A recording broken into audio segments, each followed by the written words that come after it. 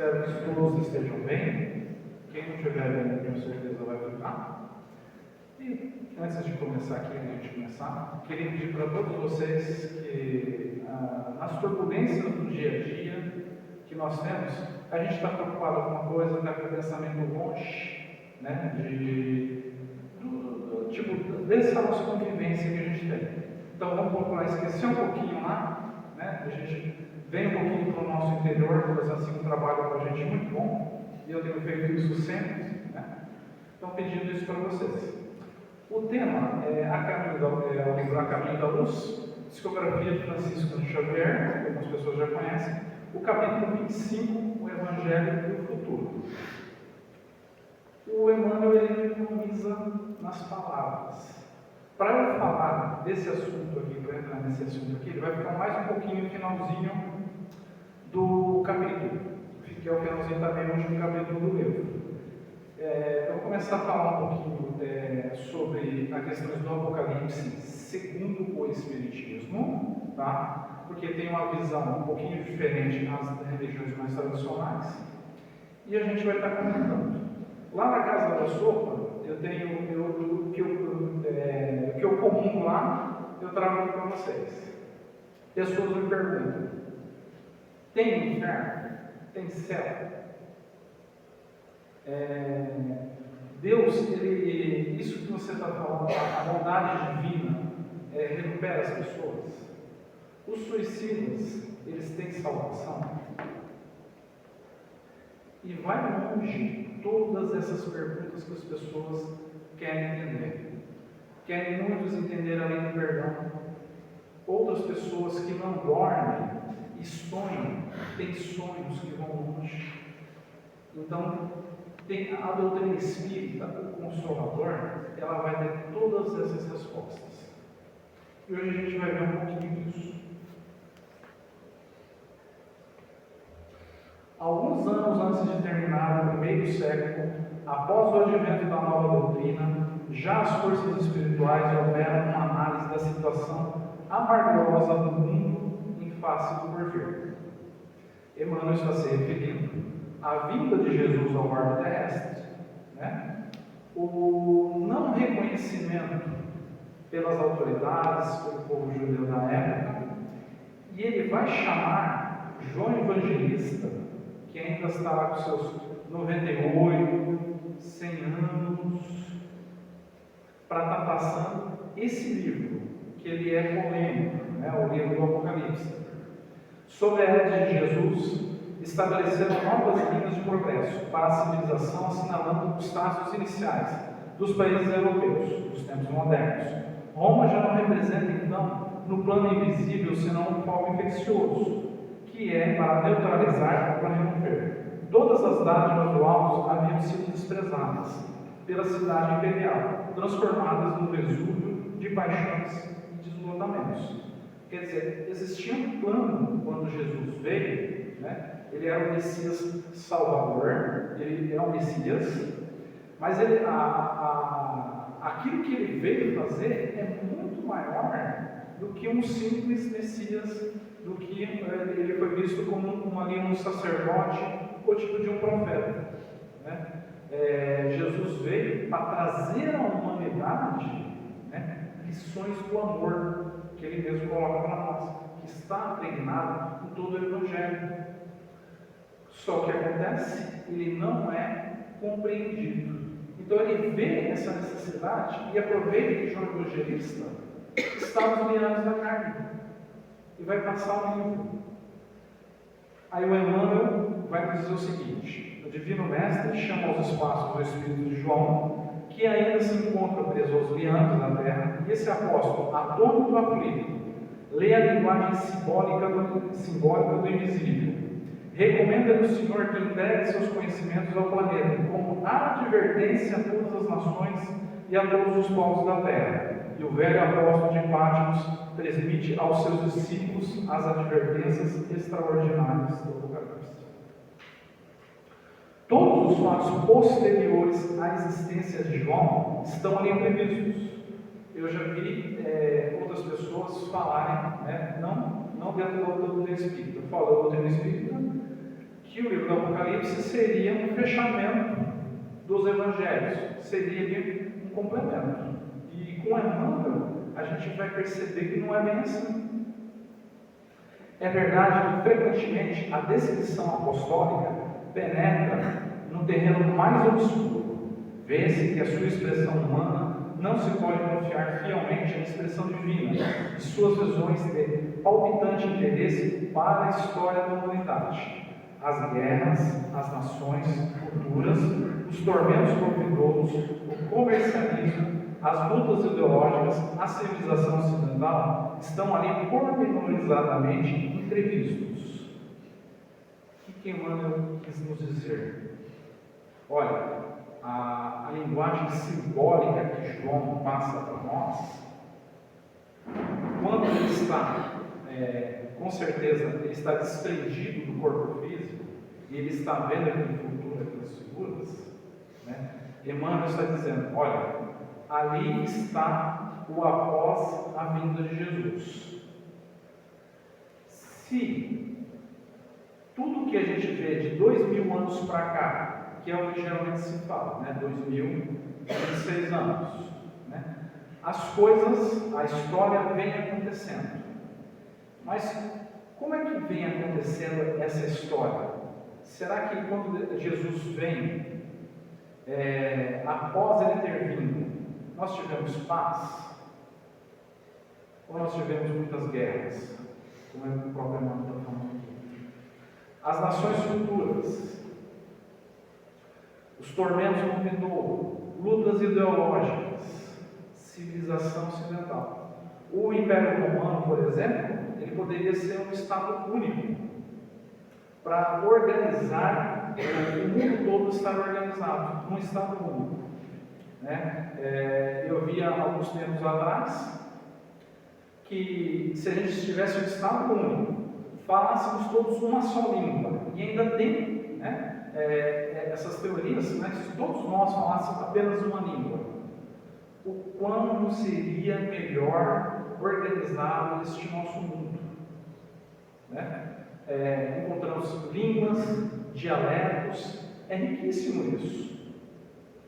Mas, para a espiritualidade, ela exige, ela pede para nós que, junto com o amor, com a caridade, junto com o entendimento, junto com o progresso, que é não só físico e material, mas também na questão da evolução espiritual, também isso aconteça.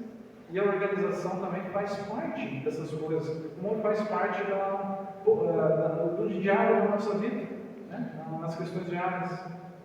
Para o Espiritismo, o Apocalipse não é uma previsão de uma destruição literal no fim do mundo.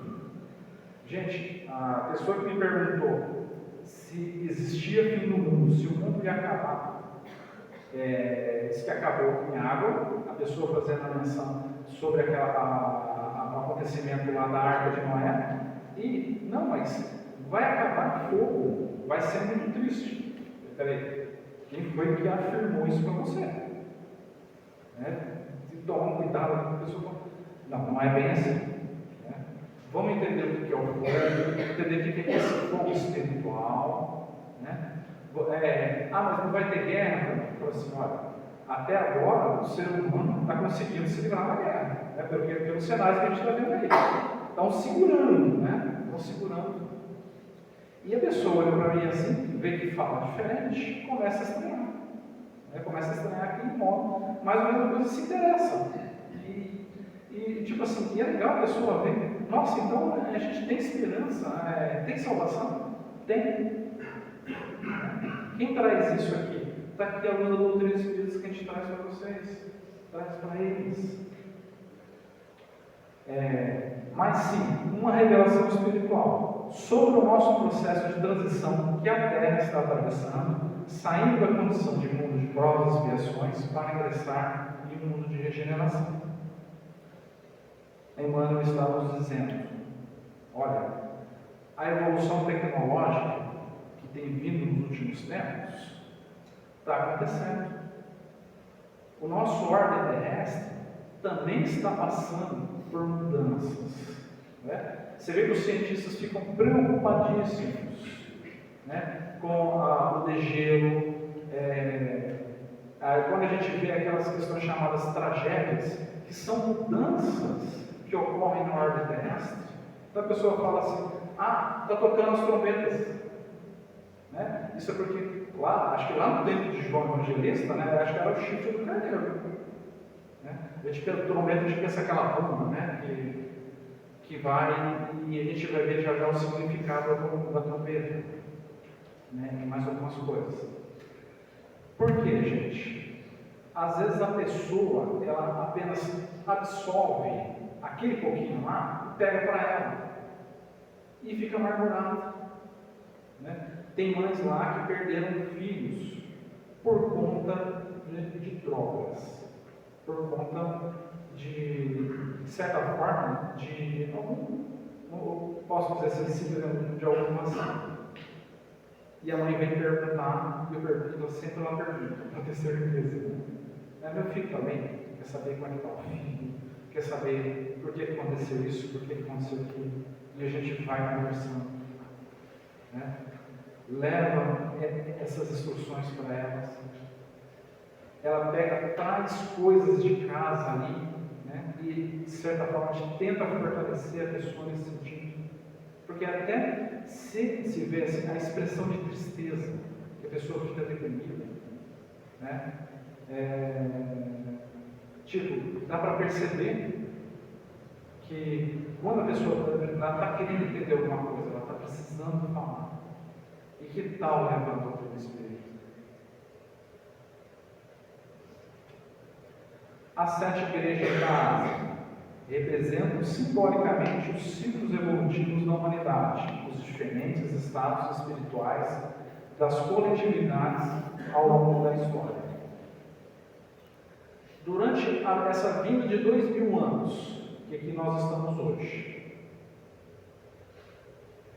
a gente percebe que vieram profetas, vieram os médiuns, para dar o quê? Mensagens. Alguns cumpriram com o que precisavam, outros não. Então vem aí um tempo de reajustamento. Mas isso que eu vos falo, estava já Jesus, quando ele vai transmitir isso a João Evangelista, Jesus já sabia que esses tempos de tribulações, eles viriam. Os selos e as trombetas são interpretados como os grandes períodos de transição: guerras, convulsões sociais, catástrofes naturais que sacodem a terra, servindo para sacudir as consciências e promover progresso moral. A besta e os falsos profetas. A simbologia da besta não representa uma entidade sobrenatural, do mal, mas sim do egoísmo, do materialismo, do orgulho humano e as forças retrógradas que opõem a evolução espiritual. Nosso planeta, ele está em evolução. E nós, a cada dia, também, a cada encarnação, estamos em evolução. Afinal de contas, o que aprendemos todos os dias em nossas vidas, ele vai se perder. Desde o sentimento de amor, de mãe para filho, vai se perder de forma alguma. Né? E aí as pessoas falam: ah, mas morreu, acabou. Eu falo: não é bem assim. Por que morreu, acabou? Né? Cadê o sentimento de mãe que foi gerado, de pai que foi gerado? Cadê todo esse sentimento familiar aí? Você acha que essas pessoas que estão na sua família, elas vieram por acaso? Né? Aí depois o silêncio, né? Que bom que a pessoa fica pensando. Né? Às vezes volta, às vezes pergunta alguma coisa de novo, e a gente vai trabalhando. O triunfo da Nova Jerusalém. O ápice da profecia que representa a terra transformada, uma sociedade regenerada, onde a humanidade viverá sob a égide do Evangelho de Jesus. É isso que Emmanuel está falando lá no capítulo 21. 25. Vai estar falando dessa Nova Jerusalém. Nova Jerusalém hoje, que a gente poderia falar, propriamente dita, fisicamente, é o nosso Brasil. Livro, Brasil, Coração do Mundo, Pátria do Evangelho. Quem tiver a oportunidade de ler, quem tem esse livro, olha como é que foi aquele livro desenvolvido. Lembra que na história aqui do Brasil não tem uma mistura de raças? Você acha que essa mistura de raças ela não tem nenhum sentido espiritual? E não só econômico, como foi o caso de Portugal, de Espanha, da Inglaterra, de todo o continente europeu que queria. Pois, gente, Chico vai evidenciar isso. Humberto de Campos, que é quem é o autor espiritual do livro. Nós estamos em um país que ele é para ser a Nova Jerusalém física. A gente poderia ter também a questão da Nova Jerusalém espiritual. Nós fazemos o quê? Como nós lidamos com esse nosso país? O que nós pensamos dele? Se olharmos só materialmente, a gente vai escutar as pessoas falar: eu moro no Brasil, quero ir embora para outro país. Eu moro aqui, mas quero que aconteça tal coisa. Aqui não é mais a minha. Por quê? Só conhece a parte material. E nos bastidores, os autores espíritas, falam assim: olha, o Brasil é o maior hospital que tem hoje na Terra, que acolhe muitos espíritos endividados. Isso está nos bastidores, vemos isso nos livros e mais pessoas falando. E nós percebemos que cada família como nossa tem seus problemas. Ou tem alguma família feliz, totalmente feliz aqui que você conhece? A gente não tem. E no mundo todo, eu acredito que não vai ter. Por quê? Por que estamos encarnados aqui no Brasil?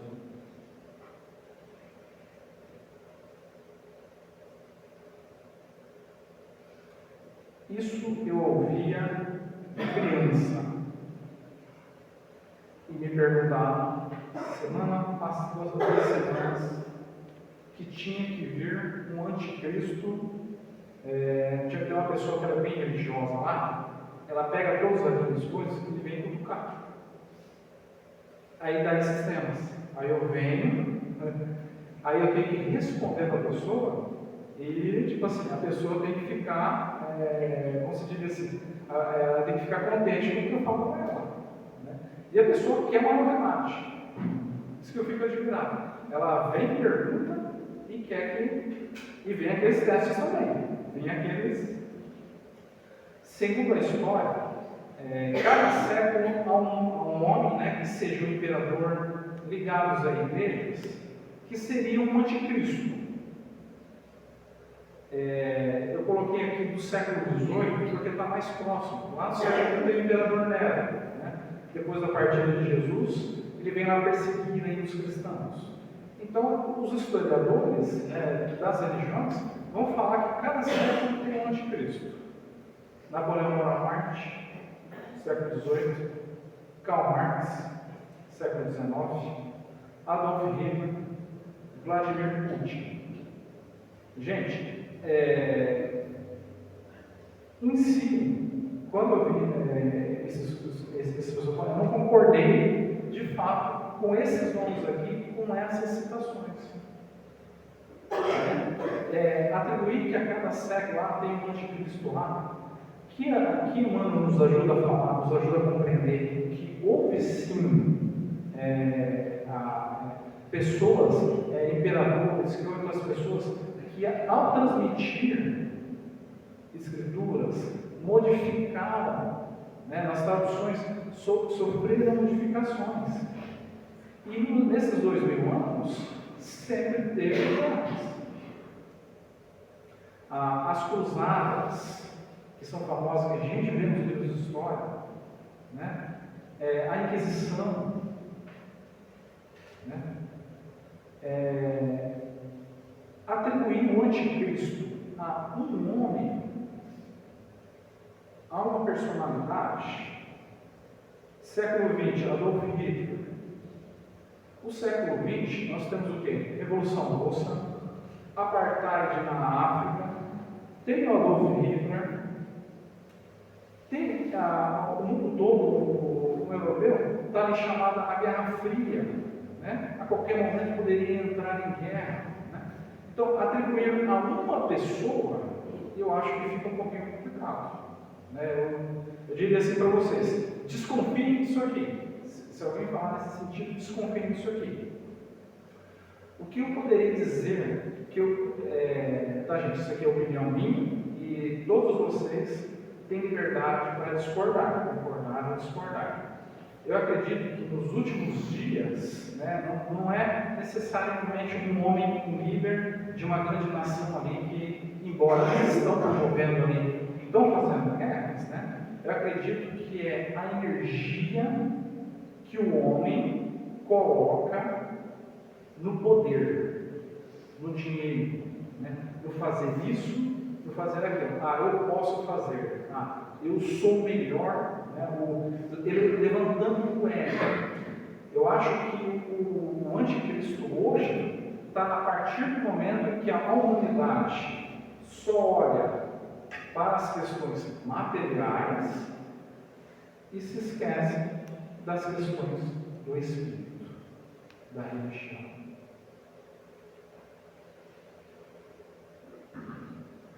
Fim do mundo material é incompatível com a lei de progresso.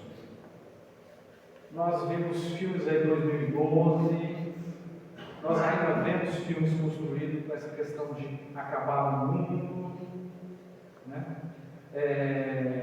Parece que a Bíblia tem trechos que estão lá falando desse fim dos tempos, né?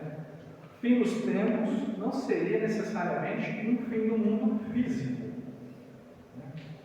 Pois, eu pergunto para vocês, da existência que você tem, todos nós temos, você vive X anos, né? De repente, né, falar que o mundo, tipo assim, deu vamos supor, vou voltar no passado, cai um meteoro na Terra, extingue, né, a vida humana na Terra. Aí eu pergunto assim, será que isso é Deus? Será que tem lógica uma coisa dessa? Cavaria em água, como foi lá, tem aquela questão lá da Arca de Noé? Né? Será que acabaria assim? Será que Deus, o Criador, de uma certa forma, fala assim, acabou? Né? E graças ao Consolador, aí eu vou explicar para a pessoa melhor, né, que o fim do mundo não é um fim do mundo físico, mas sim um fim do tempo de ignorância das coisas do Espírito.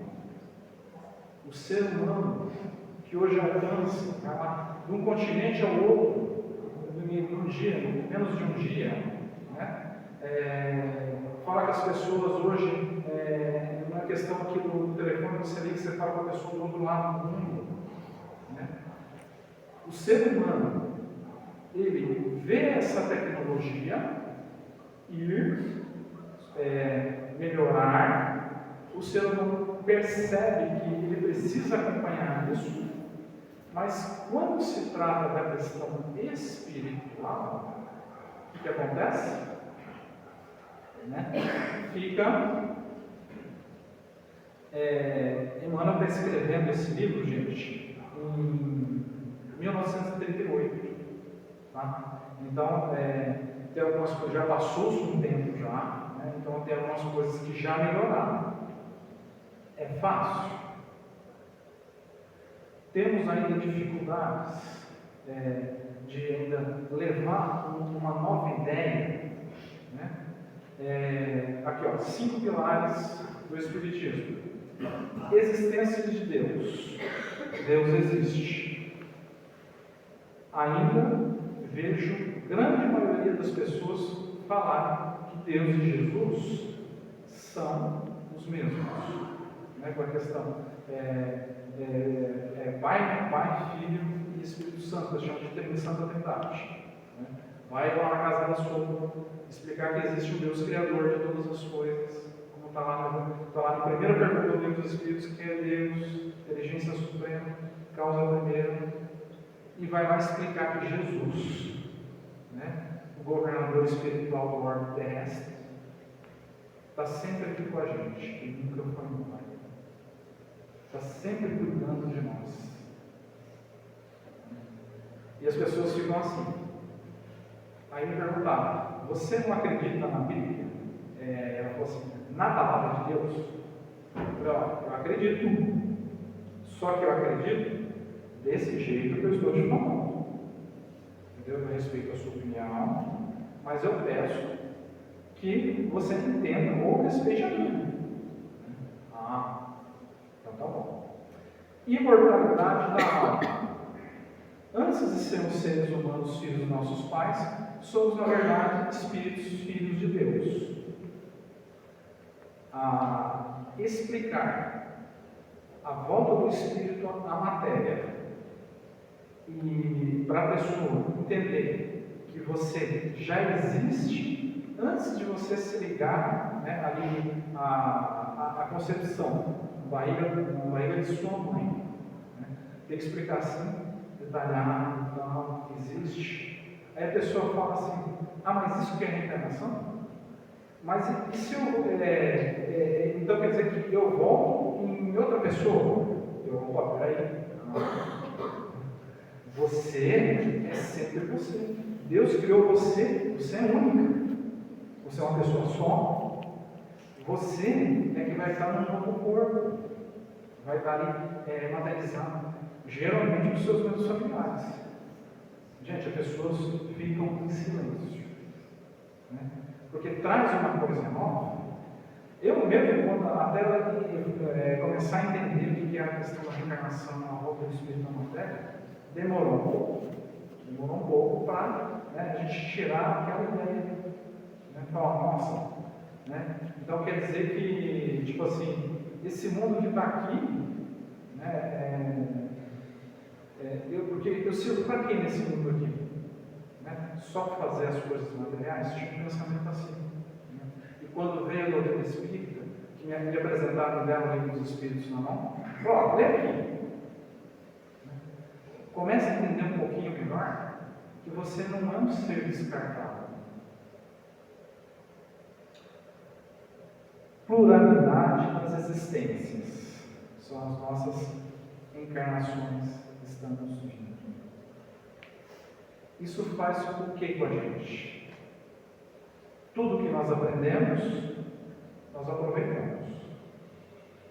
E com a lei de causa e efeito que a gente aprendeu, a gente sabe que se a gente for pelo lado das trevas, a gente vai ficar, né, mais tendo que aprender, né, a melhorar, a se melhorar.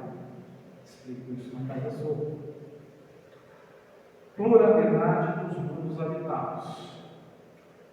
Abre o YouTube, coloca lá, extraterrestres, vem um monte de coisa. Vem um monte de coisa. A pessoa pergunta, você acredita em quê? Você acredita. Né? Aí já eu acho que alguém não fala assim, você é louco. Eu acho que a pessoa está cansada. Né? Eu falei assim, quando você olhar à noite, esse céu que você sabe que vai escurecer daqui a pouquinho, você vê aquele mundo de estrelas que você está vendo lá. Você acha que são apenas enfeites? Que Deus falou assim, nós vamos enfeitar? Porque aquela teoria que a Terra seria o centro do universo, ainda está presente nas pessoas.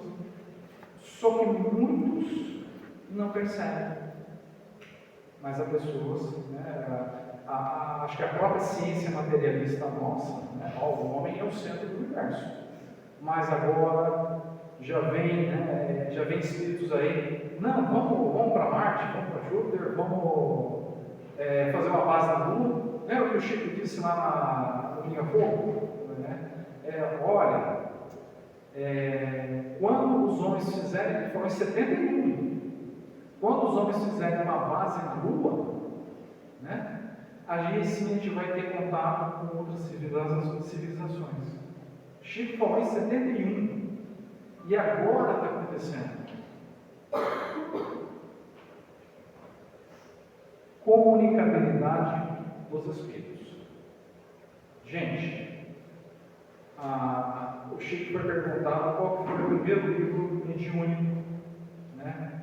Aí ele fala assim, com certeza, ele já sabia, né? Mas o Emmanuel fala assim, a Bíblia. Né? Aí aquele pessoal do Paulo aplaudiu, todo mundo aplaudiu quando ele falou a Bíblia. A gente percebe nas entrelinhas da Bíblia que existe comunicação com os espíritos. E um dia eu falei na casa da sogra, se eu morrer e desencarnar, eu já não vou ser um espírito fora da matéria? Aí eu brinquei assim, eu já não vou ser um ET? Porque eu vou estar fora, eu não estou mais aqui. Né? Aí vem aquela expressão assim, a onda acaba com o homem, é bem assim.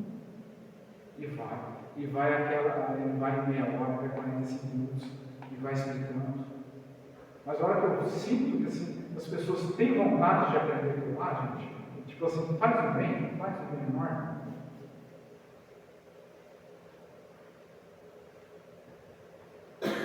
O Evangelho e o futuro.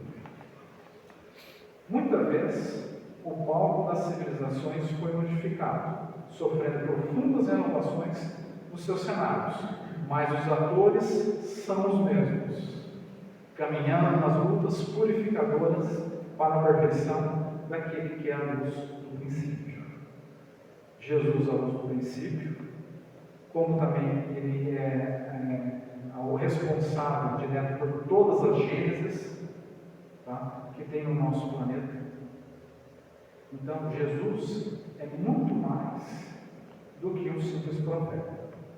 Ele veio mais que trazer uma mensagem, ele veio mais do que salvar o povo. Né? Enquanto ele era esperado de espada na mão, hoje nós já sabemos que Jesus, ele vem para guiar a humanidade e fazer de todos nós ovelhas escarradas. Né? Tenha consigo a espiritualidade, o espírito sendo maior do que a matéria. Né? Enfim, a evolução de cada um de nós que nos é preparado. Aí volta lá naquela questão do Apocalipse. A realidade é que a civilização ocidental não chegou a se cristianizar. Na França temos a guilhotina, a força da Inglaterra, a forca da Inglaterra, o machado da Alemanha, a cadeira elétrica, a própria regra da fraternidade e da concórdia. Para nós, referimos não tão somente às nações supercivilizadas. Está no contexto de Emmanuel de 1938. Quer dizer, isso aqui já melhorou um pouquinho, né? Já teve melhora. A Itália, não foi no mundo evangélico, os padres italianos abençoavam os canhões e as metralhadoras da conquista. Né? É a opinião do Emmanuel, viu, gente? É a minha opinião. Tá? Quando Emmanuel está falando isso aqui para nós, é que Jesus, ele estava presente. Mas o homem, o que ele fez? Se acha autossuficiente ao ponto de condenar. Você não faz isso, você não faz desse jeito. Então eu posso te condenar. Vem aquela questão da condenação. Né? Mas hoje nós sabemos, graças às melhoras, né, na questão religiosa, que o nosso primeiro tribunal, o nosso maior tribunal, é a nossa própria consciência. Somos nós que fazemos isso. É a nossa colheita, né? Vive-se agora na terra um tempo de crepúsculo, ao qual sucederá a profunda noite, e ao século XX compete a missão do desfecho desses acontecimentos espantosos. Emmanuel nos diz: o século XX está aí, aliás, está vindo aí, né? O que vai acontecer neste século vai ser responsável para o próximo século, né? Muitas mudanças hão de vir, e elas vieram. Mudou-se há 20, 30, 40 anos todo o cenário do mundo, né? Acho que menos de 40 anos até, ele mudou, o mundo deu uma mudada. Só que o materialismo ainda ele é maior do que se esperava. Chico fala que Emmanuel diz que o mundo nosso ele entraria em planeta de regeneração em 2057. Olha uma curiosidade aqui. Na Terra vive-se um crepúsculo, né? Temos o que é mais ou menos 6 horas, né? É uma mudança do dia. No século XX, compete a missão do desfecho desses acontecimentos espantosos. Pelo que os autores espíritas que falam sobre o Apocalipse, que falam sobre o mundo, ele vai dizer o seguinte: o dia não começa à meia-noite, ele não começa escuro, aí vai clareando, vai. E pelo que se percebe do que eles estão falando, está para nascer um novo dia. Só que ele começa escuro. Mas esse dia ele vai nascer. Por quê? A nova Jerusalém que Jesus projeta é para dar certo. As Jerusalém do passado deram errado. Mas aqui, onde está o Espiritismo, que agora se enraiza para o mundo todo, com certeza essa vai dar certo. E para nós que temos, que lemos, que vivemos a doutrina espírita, gente, é de tamanha importância levar para quem precisa. Às vezes, necessariamente, a gente precisa nem entrar em questões religiosas, né? Eu tenho um amigo ateu que eu vivo cutucando ele, né? E ele fica com aquela coisa atrás da orelha, né?